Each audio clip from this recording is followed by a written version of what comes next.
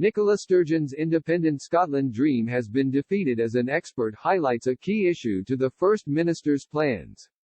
The Bruges Group's Dr. Niall McRae argued Scotland is not in a good place to have independence and rejoin the European Union.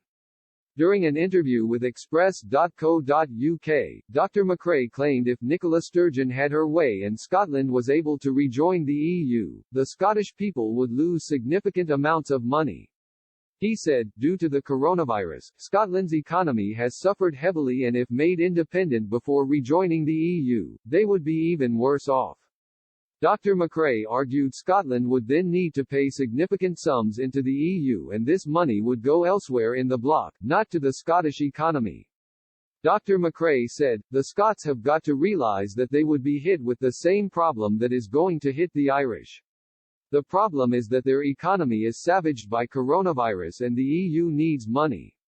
The EU is already making all kinds of deals and agreements to fund the rejuvenation of these countries. Almost straight away Scotland would find themselves net contributors and would be giving money away. They would go from the Barnett formula, where they are getting extra money and perhaps excessively, to joining the EU as an independent country. But they wouldn't be that independent if a massive proportion of their budget gets sent off to build bridges in Romania and Bulgaria. In addition to this, Dr. McRae argued that if Scotland was granted independence, certain member states would have severe objections. The think tank chief argued Spain would be a loud voice in opposing an independent Scotland from rejoining the bloc, if they broke ties with the Union. Dr. McRae said, the obvious EU member state that would oppose an independent Scotland rejoining the bloc is Spain. Spain has made it very clear that they do not want the EU to be used to the benefit of secessionist movements.